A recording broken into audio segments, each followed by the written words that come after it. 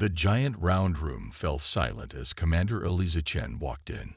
Hundreds of aliens watched her. Some had scales, some had tentacles, some looked like giant bugs. All of them were much older than humans in the ways of space travel. The room held a massive round table. It was made from the heart of a dead star and glowed with a soft blue light. Around it sat the leaders of over 3,000 alien races. They called themselves the Galactic Council, and they had kept peace among the stars for thousands of years. Humans were new here. The Council had given them a seat only 30 years ago. Many of the older races thought this was too soon. They called humans violent monkeys behind their backs. Chen took her seat between a gas-breathing Taurian and a crystal-bodied Lithian. Her face showed nothing, but her hands shook slightly as she placed her data tablet on the table. "The Council recognizes the representative from Earth," said the main speaker, a tall, thin alien with skin like gold paper. "You may present your evidence." Chen stood up. 3 days ago, someone attacked our research station near the edge of the Sagittarius Arm. 42 humans died. Her voice was steady. "Our sensors recorded everything. The attackers used vexillary energy weapons." She looked directly across the table at High Minister Zorak of the Vexillary. The insect-like alien's 6 eyes blinked slowly. His mandibles clicked together in what humans had learned was a smile. "These are serious claims," the main speaker said. "The Vexillary are founding members of this council. Their honor is beyond question." Chen pressed a button. A 3D image appeared above the table, showing ships firing on a small space station.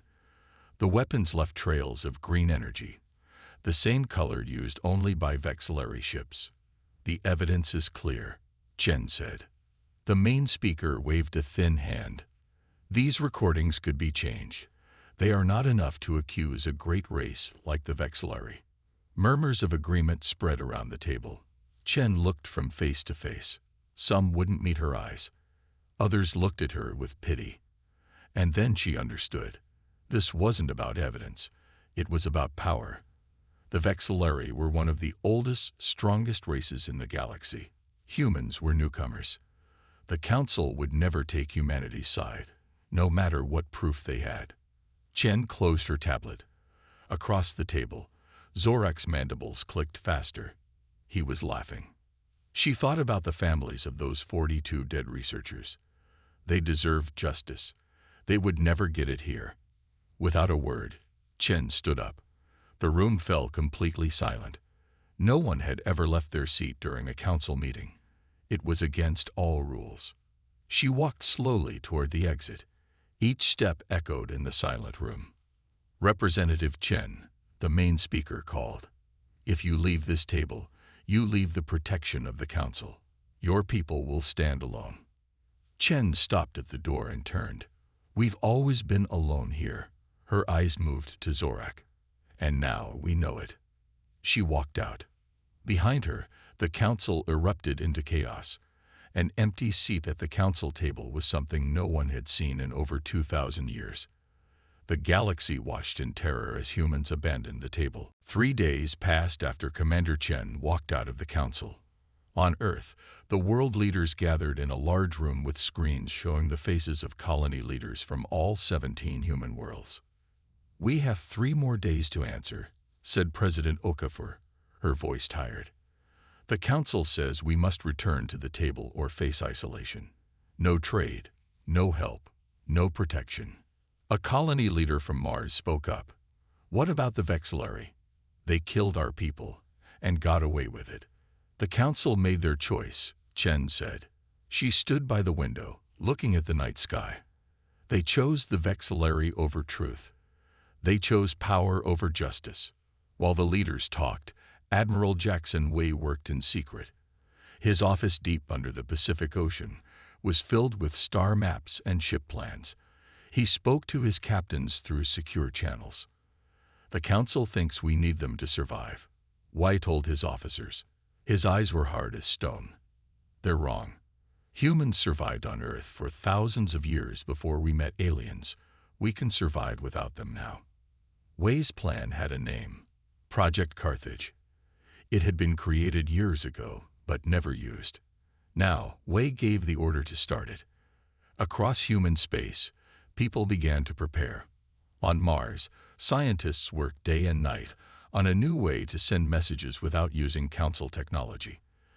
They called it the Helios Network. Dr. Amara Okafor, the president's sister, led the most important part of the plan. Her team had saved research from the destroyed space station. It showed how to build engines faster than anything the Council allowed humans to have. The Council has kept us dependent on them for too long, Dr. Okafor told her team as they worked. No more. The Galactic Council sent messages every day, demanding humans return. Each message sounded more angry than the last. Earth has 3 choices, the main speaker's message said. Return to the table, face isolation, or be destroyed. President Okafor did not reply. On the final day, the last human diplomats packed their things on Centauri Prime, the Council's home world. Aliens watched them with mixed feelings. Some felt sorry for the humans. Others were glad to see them go. A few were afraid. "You make a terrible mistake," said a Maraxian diplomat, its tentacles waving in distress. "No one survives outside the Council." Ambassador Lin, the highest human diplomat, smiled. "We're good at doing what others think is impossible." As the human ships left Centauri Prime, aliens across the galaxy watched with growing unease. They expected humans to beg forgiveness at the last minute. They expected fear. Instead, they got silence. The deadline passed. No human returned to the Council table. In the quiet meeting rooms of the oldest races, worried voices asked the same question. What were the humans planning? Admiral Wei looked at the fleet gathering in secret beyond Pluto. 500 ships where there had once been 50. Engineers worked day and night building more. "Let the Council think we're afraid," he told his captains. "Let them think we're weak. When the time comes, they'll learn the truth." The quiet before the storm had begun. 6 months passed since the Council cut off all contact with humans. Life became hard. The colonies ran low on medicine. Food grew scarce on the smaller stations. Ships that once brought supplies now stayed away, afraid of Council punishment. On New Terra, the oldest human colony, children got sick. The colony doctor shook her head. "We need Council medicine," she told the colony leader. But instead of giving up, humans found new ways. On forest planets, they discovered plants that could heal. Engineers took apart mining machines to build new tools. A movement called the New Amish taught people how to grow food and live without alien technology. "We don't need the Council's help," said Sarah Chen, a farmer on New Terra. "My grandparents lived off Earth's land. I can do the same here." Meanwhile, on Earth's moon, Dr. Okafor made an important discovery. Her team found a way to send messages faster than light without using Council relay stations. They called it the Helios Network. For the first time, humans could talk to each other across space without the Council listening. "We've been blind and deaf," Admiral Wei said when he got the news. "Now we can see and hear again." In the outer edges of the solar system, mining ships transformed into warships. Workers who once dug for metals now learned to fire weapons. Every day, more ships joined Admiral Wei's growing fleet. The Vexillari, thinking humans were weak, attacked again. They destroyed a mining station in the asteroid belt, killing 30 miners. They expected Earth to come crawling back to the Council table, begging for protection. But Earth said nothing. No messages went to the Council. No diplomats asked to return. This silence made even the oldest Council races nervous. The Aldarans, a race that could feel emotions from far away, reported something strange. "We cannot sense the humans anymore," an Aldaran told the Council. "It's as if their minds have vanished from the galaxy." What the Aldaran couldn't know was that Dr. Okafor had found a way to block their mind reading. Humans now worked in complete secrecy. In a private meeting, the main speaker asked High Minister Zorak of the Vexillari what he thought. "The humans will break soon," Zorak said, his mandibles clicking. They are primitive and weak. But his eyes showed worry. The Vexillari had studied human history. They knew humans had fought terrible wars among themselves. They knew humans had survived disasters that would kill other species. And now, the humans weren't acting as expected. They should have been afraid. They should have begged to return. Instead, they worked in silence. On the 18th month of isolation, a council spy ship snuck close to Earth to observe. What they saw shocked them. Instead of a dying civilization, they saw new buildings, new ships, new technology that the council had never seen before. The spy ship rushed back to Centauri Prime with its report. The humans aren't dying. They're evolving. In the darkness of space beyond Jupiter, Admiral White watched the spy ship leave. He smiled. "Let them look," he said to his officers. It's time they learned who they're dealing with. The isolation had made humanity stronger, not weaker.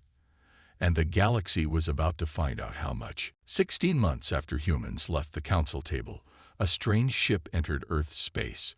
It was small and shaped like a teardrop. Earth's defense ships surrounded it quickly. "It's Maraxian," said Captain Torres, looking at the ship's design. "But they're council members. Why are they here?" Instead of attacking, the Maraxian ship sent a message. "We come in peace. We wish to talk." Admiral Wei allowed the ship to land at Luna Base, Earth's moon colony. Marines with weapons stood ready as the ship's door opened. Out came a Maraxian, looking like a walking squid with blue-green skin. It called itself Ambassador Ink Through Water. "Why are you here?" Admiral Wei asked. "The council forbids contact with us." The Maraxian's tentacles moved slowly, showing it was calm. "The council does not speak for all. We watched when you left the table. It was not weakness. It was evolution." In a room with only Admiral Wei, Commander Chen, and President Okafor, the Maraxian revealed the truth. Many species were unhappy with the council, but afraid to speak out. The Maraxians had studied human history and saw what the council missed. Humans got stronger when pushed into a corner. "We wish to join you," Ink Through Water said. "We bring gifts." The first gift was knowledge. The Maraxians were experts in making living things better through science.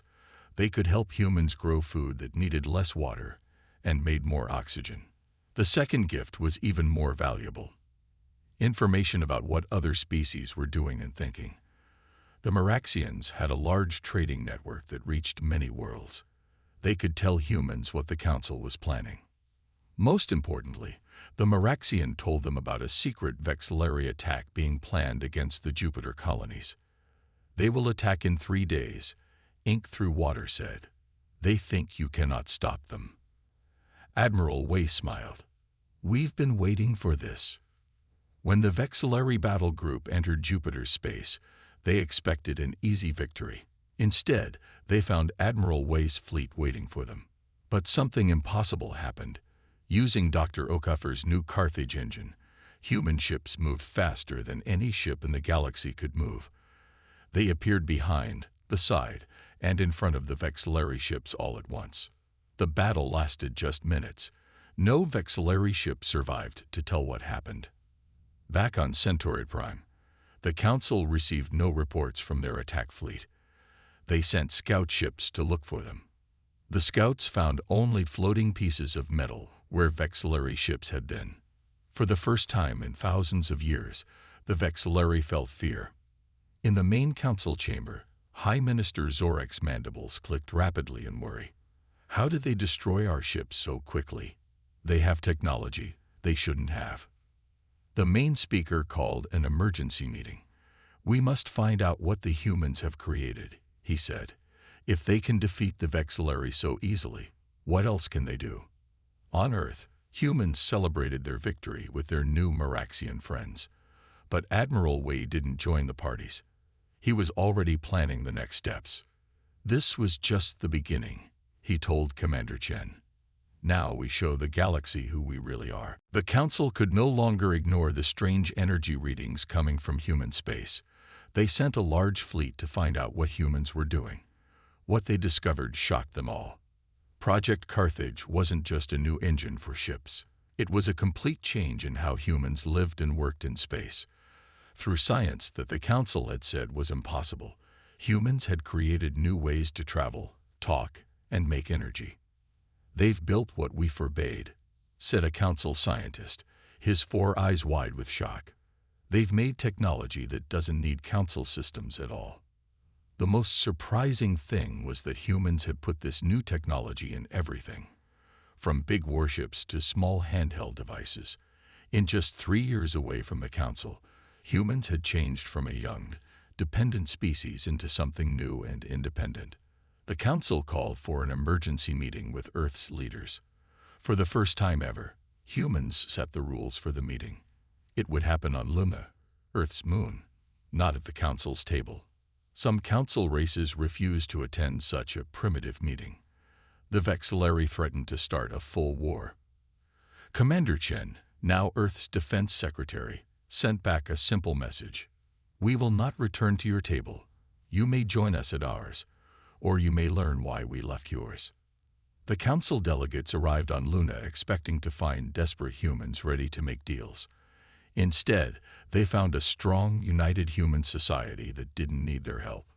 In the meeting room inside Armstrong Crater, Secretary Chen explained what humans wanted: to be recognized as completely independent from Council rules, to receive payment for the Vexillary attacks, and to develop technology without restrictions. In return, humans would share some Carthage technology with peaceful species.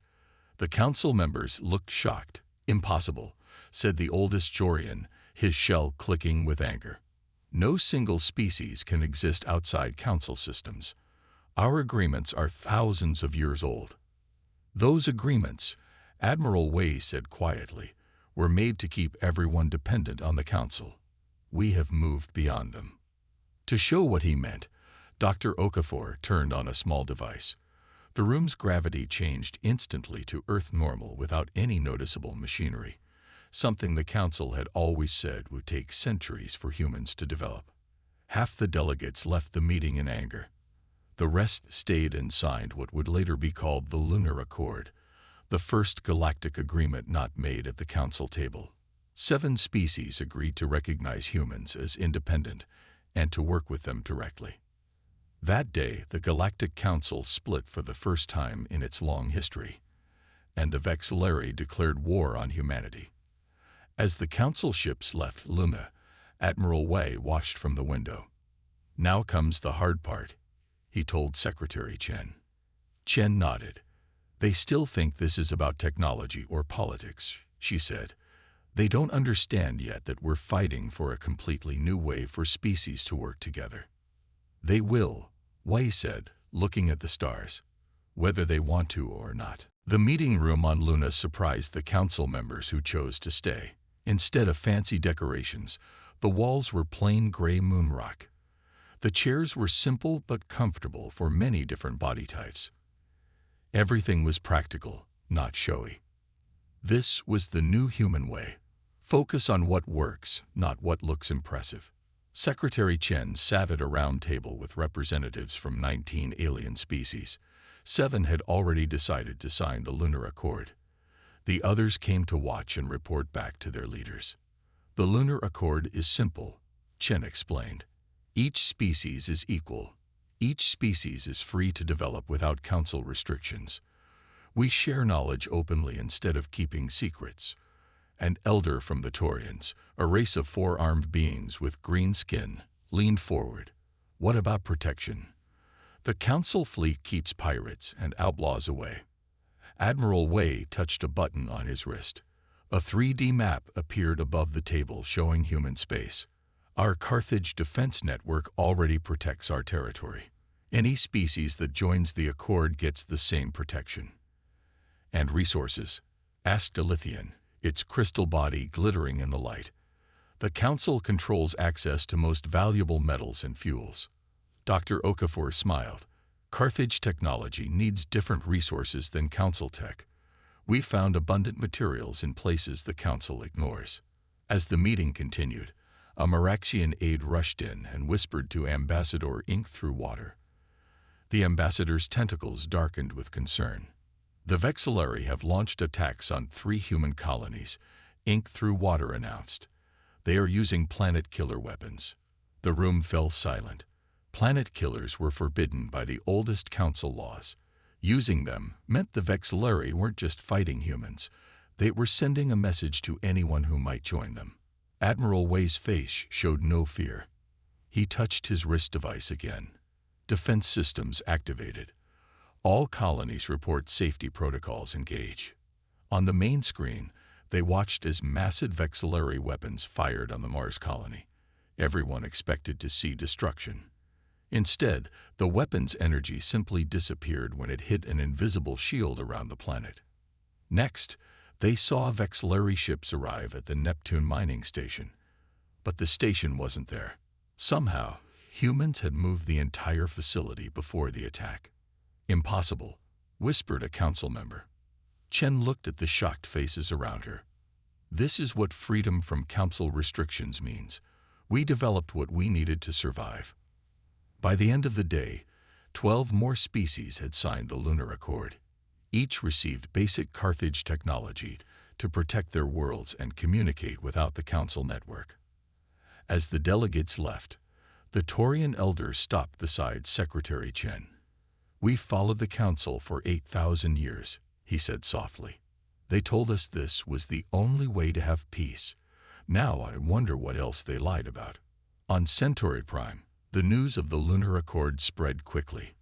The main speaker called for calm, but many council members were already sending private messages to Earth. The balance of power had shifted, and it had started with one human walking away from the table. The Vexillari were angry. For 6,000 years, they had never lost a war. They had the oldest fleet, the strongest weapons, and the most experienced warriors in the galaxy. High Minister Zorik ordered a full attack on Earth. "We will show the galaxy what happens when primitives challenge their betters," he told his war council, mandibles clicking in rage. The Vexillari sent their biggest ships, armed with weapons that could destroy planets. Their plan was simple: hit Earth so hard that no human would survive to fight back. But when the first missiles reached Earth's atmosphere, something strange happened. They simply disappeared. The Carthage defense system activated automatically, removing the weapons from space itself. On the Vexillari command ship, generals stared in disbelief. "Impossible," one shouted. "Nothing can stop those weapons." When the Vexillari main fleet reached Mars, they found empty cities. Somehow, humans had moved all the people hours before the attack. The Vexillari didn't know that humans had Carthage portals that could move thousands of people in minutes. Then Admiral Wei's fleet attacked. Human ships appeared inside the Vexillari formation from nowhere. They fired quickly and vanished before the Vexillari could aim their weapons. Admiral Wei didn't want to destroy the Vexillari fleet. He wanted to show them they couldn't win. While this space battle happened, Commander Chen traveled secretly between neutral worlds. She carried proof of Vexillari crimes that the Council had hidden for centuries. She showed how the Vexillari had destroyed planets, killed millions, and blamed it on natural disasters or pirates. The Council protected them, Chen told leaders on each world. Why? Because the oldest races control the Council, and the Vexillari are one of the oldest. Dozens of species who had lost people to mysterious accidents now saw the truth. Many of them joined the Lunar Accord after seeing Chen's evidence. The Council, desperate to stay in control, called an emergency meeting. For the first time in its history, the Great Round Table had many empty seats, not just humanity's seat, but those of 23 other species who now refused to participate. On the Vexillari homeworld, young Vexillari began to question their leaders. They watched videos showing how humans lived, how they worked together with other species as equals, not masters. How did humans achieve in years what we couldn't in thousands of years? Asked a young Vexillari scientist. The answer was uncomfortable. The Council system, which the Vexillari had helped create, was designed to prevent exactly such progress. It kept younger species dependent and controlled. After 30 days of fighting, The Vexillari had lost half their fleet without destroying a single human world. High Minister Zorak faced growing protests at home. "We cannot defeat their technology," his war minister admitted. "They appear from nowhere. They disappear before we can shoot. We are fighting shadows." Zorak's eyes narrowed. "Then we must use the ancient weapon, the one we swore never to use again." His generals looked horrified. "But High Minister, that weapon nearly destroyed the galaxy last time." "I don't care," Zorak hissed. "I will not be defeated by humans." As the war continued, a strange ship appeared near Earth. It was unlike any design humans had seen before. Admiral Wei ordered ships to surround it. But the ship sent a peaceful message. "We are Corvellians. We have watched you for a long time." The news shocked everyone. Corvellians were supposed to be extinct. Council records said they had died out 5,000 years ago from a terrible disease. The Corvellian ship landed at Luna Base. From it came tall, blue-skinned beings with 4 arms and silver eyes. Their leader called herself Memory Keeper. "We did not die from disease," Memory Keeper told Earth's leaders. "The Vexillari killed most of us. The Council helped them hide this crime." The Corvellians had been advanced and peaceful. They had refused to follow Council rules that kept technology limited. So the Vexillari attacked them and blamed a disease. A small group escaped and hid for thousands of years, watching and waiting. "We see ourselves in you," Memory Keeper said to Commander Chen. "We too refuse to obey unfair rules." The Corvellians brought important information. The Council's main table was not just a symbol. Built from the heart of a neutron star, it contained technology that let the oldest races control others during meetings. It helped them always get what they wanted. When this news spread, more species left the Council.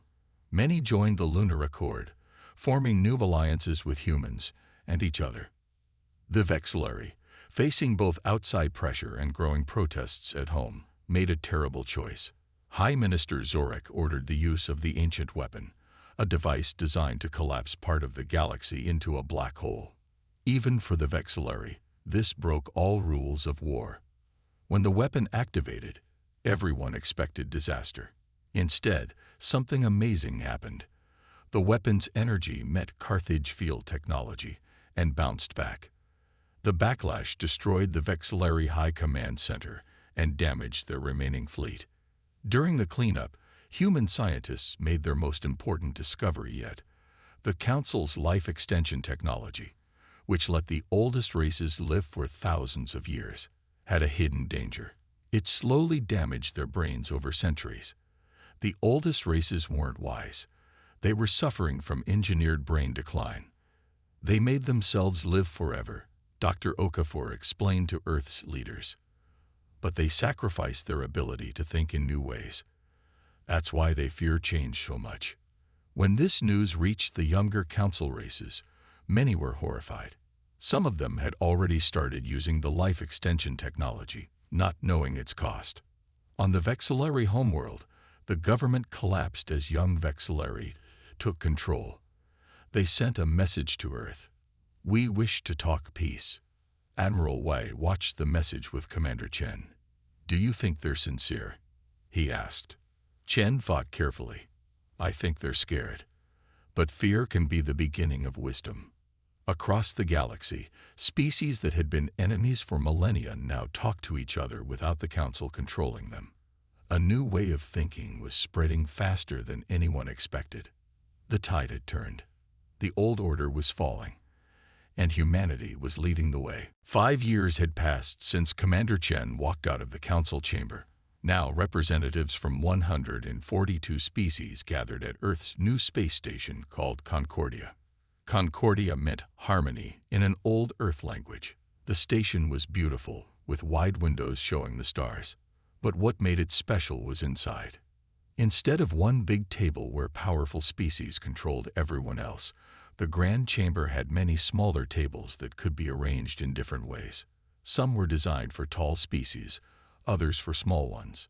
Some were for species that floated in air, others for those that needed water. "Every voice matters here," said Commander Chen. now Earth's galactic ambassador. No species rules over others. The first meeting of the Concordia Accord began with a simple idea. No species shall depend on another for its basic needs. This was the opposite of the Council's way, which kept species dependent on each other, and especially on the oldest races. Human Carthage technology became the foundation for this new approach. Each species that joined received Carthage systems designed specially for them. This gave everyone independent travel, communication, and defense. Knowledge was shared openly. Scientists from different worlds worked together instead of keeping secrets. This led to new discoveries that no single species could have made alone. Even the remaining Council loyalists, including the defeated Vexillari, were invited to join.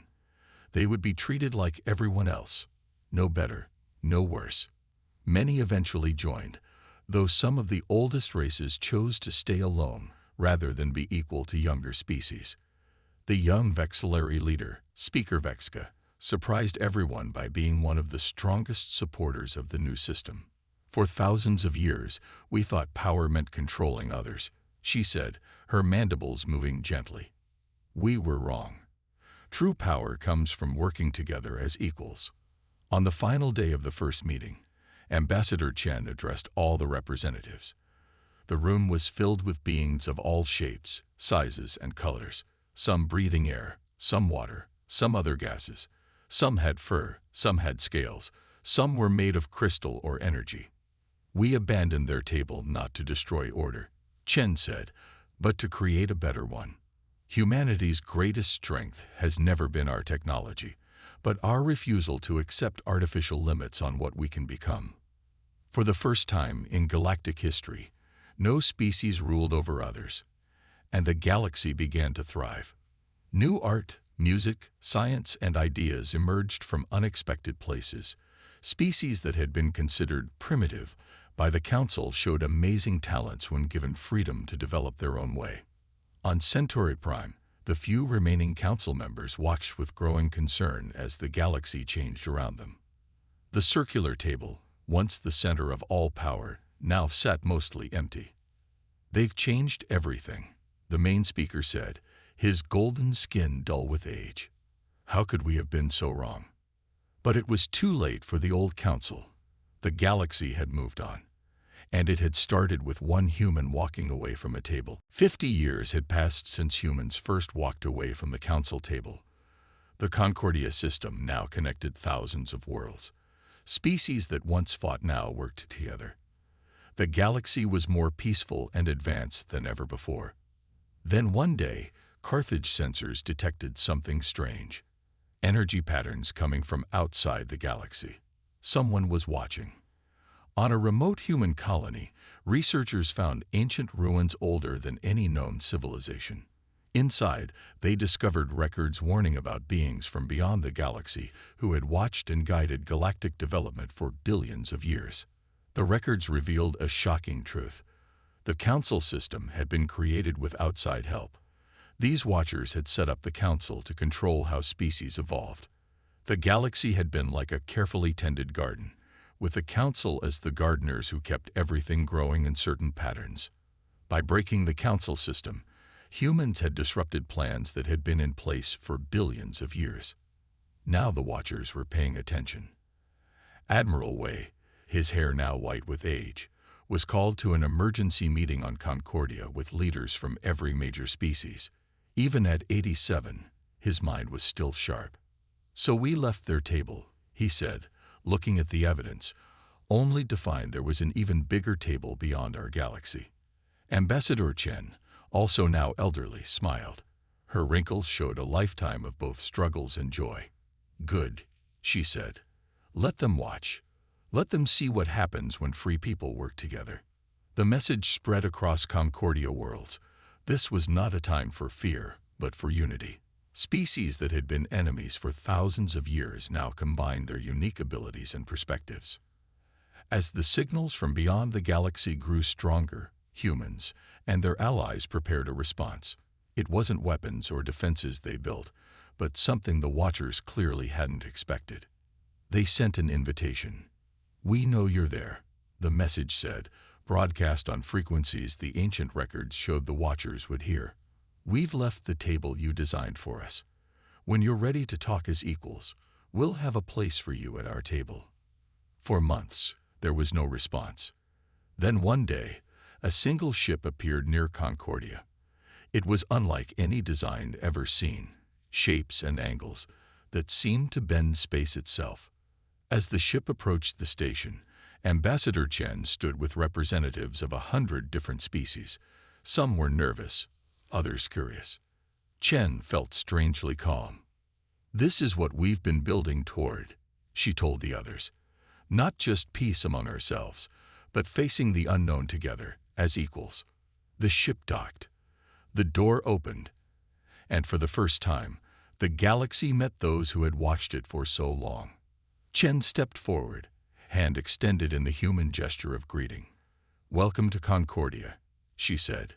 "We have much to discuss." Behind her stood beings of all shapes and sizes, united not by force or fear, but by choice and respect. A galaxy transformed by one simple act of courage, when humans walked away from a table. **The end*.